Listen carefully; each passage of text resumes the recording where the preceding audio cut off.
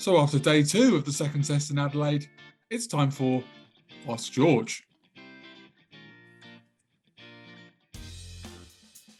Daniel Batchelor asks, should England just dispense with spinners and give Root some time to develop into the role when outside of Asia? No. I've got a theory. I mean, Joe Root obviously does what he does, but he's bowled something like 3,000 balls now for England. 3,500, I reckon. Has such a modest bowler ever bowled so much for England? 3,500 balls. It's a lot of bowling. I mean, obviously he's a batter, but he's basically having to bowl to get England to an acceptable over rate. It's a little bit village, isn't it? So anyway, no, he's not going to be a Test class top level spinner. He's not. He's a brilliant batter. I suspect when he's not captain, he won't bowl quite as much. Tom Vickers asks, does this morning highlight there are some frailties in this Australia batting lineup, and how much are the missed chances costing England? Yeah, they looked really frail, didn't they, as they smashed England around, and we basically just waited for them to want to declare. I mean, that's a really positive interpretation that Tom has right there. I've got a positive interpretation from the day. You know, Australia have been sponsored for every boundary they hit by one of their sponsors plants a tree every time they do it. So with that in mind, England's bowlers are kind of eco-heroes. I mean, Chris Wokes had an over or two there where, you know, he deserves a prize. I mean, he planted a lot of trees today. So, yeah, if you want to take the positive approach, there are forests that will be planted tomorrow because of the way England bowled today. Drew asks, who's to blame for England bowling too short on day 1, even under the lights? I think I saw this question because he doesn't necessarily mean, or they don't necessarily mean just bowling bouncers. They mean bowling back of the legs. Well, I mean, they have to collectively take some responsibility, don't they? You know, you can blame the coach and the captain up to a point, and that's fine. And you can blame the bowling coach up to a point. But, you know, James Anderson and Stuart Broad are quite experienced. I thought James Anderson had quite a modest innings by his obviously very high standards. And they did bowl that length that sometimes looks quite impressive as the ball sort of veers away past the edge of the bat. But actually, you know, Labuschagne and Smith aren't playing at that stuff very often, are they? So they've got to collectively take responsibility. The tactics were poor. The execution of the tactics wasn't great. The fielding was abysmal, actually. Yeah, they've got to all take responsibility, don't you think? Ahmed Momand asks, are England missing the services of Moeen in the series? I mean, I love Moeen, and up to a point they are, but he did average 100 last time he was here with the ball, not with the bat. You know, it's that old thing about players become a lot better when they're not playing. I would love Moeen to have come back to Australia and put things right, but he didn't want to. And I think it's sort of naive. You look at the record of finger spinners come into Australia, and not many have prospered. It's Graham Swann they miss him. Not just because he would have scored a few down the order. He would have obviously been a very good bowler, but he'd have taken some catches in the slips. Akash Kumar asks, do you think that Root escapes without as much criticism compared to other international captains, despite making elementary mistakes? Well, I've thought about that a little bit. I mean, I wanted to say no, but actually, going to have to think about that a bit more. And maybe he does, partly because there isn't a viable alternative, really. Who's the next captain? Maybe it's Ben Stokes. Maybe it is. But there aren't loads of alternatives.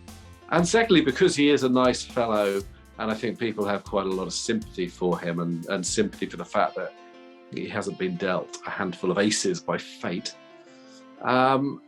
And also, you know, so when you talk about some of these, was it easy mistakes? What was the expression?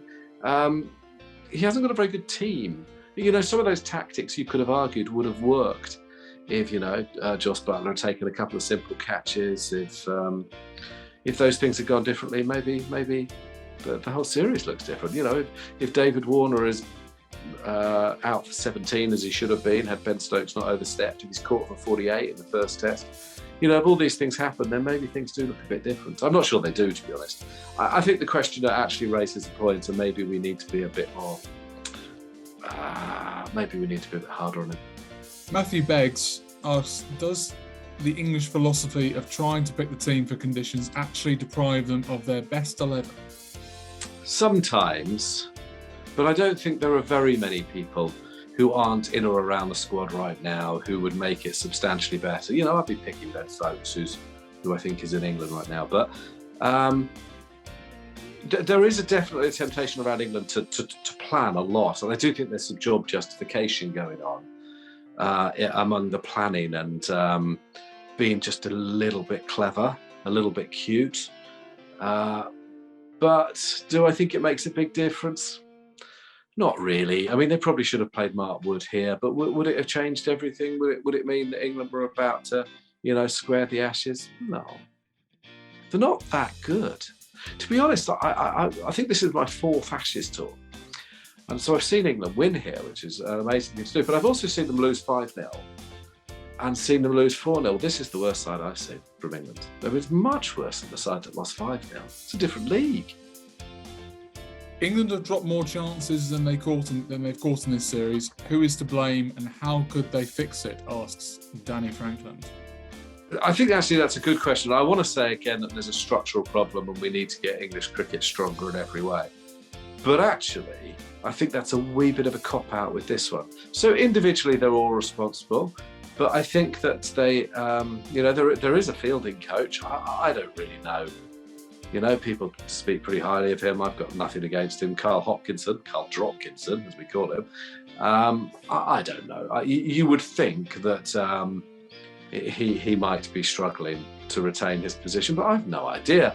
I think that the coach, Chris Silverwood, is going to begin to be the focus of quite a lot of criticism, because some of these errors, they're quite elementary. The overstepping with the no balls. We asked him about that the other day, and he said, I think my question was, how is it the ODI side could go 11,000 deliveries without overstepping, which they did. But the test team doesn't seem able to go 20 minutes. And he said, well, the thing is, there are consequences in ODI cricket because of the free hit. Well, when you let David Warner and people off, that's a consequence. So they've got to be tighter on that. And I think that's a bit sloppy. I thought England looked quite a sloppy side today. I thought, the backing up wasn't very good. The basic stuff that should be drilled into sides. The stuff that I don't think you'd have seen in Andy Flower's sides very often. So I think that obviously all these things collectively and individually have to be, they have to take responsibility. Joss Buttler ultimately takes responsibility, doesn't he? I suppose if he's missing catches. But there's something matter with the drills if they're going into games, and so many of them are off the pace like this, that there's a chasm between these two sides. And I'm not convinced Australia are that good. Ishan Sinha asks, can we say this is the last of Rory Burns we've seen in Test cricket? No. For a start, he's got a second innings. And secondly, I don't think England are that good that they, can just jettison people that easily. I suspect that we might see a change for the next game, but he has got one more innings. And who knows what will happen. And also they do like him, they rate him. I think ultimately with these things, they'll probably make a decision by, how he is, whether he seems that it's got to him mentally. I thought he got quite a good ball today, but if you are opening the batting in Australia, you will get the odd good ball, and you have to be able to leave on length, don't you? And he doesn't seem, he wasn't able to do that. So is it and also if he's dropped, he could fight his way back in, other people have done that. England don't have great options for top order batters. And Rory Burns, I think, has 3 Test centuries. Well, so I think they'll be loath to let him go. And I wouldn't guarantee it's the end of Rory Burns. I wouldn't, but it's looking a bit grim for him right now, clearly.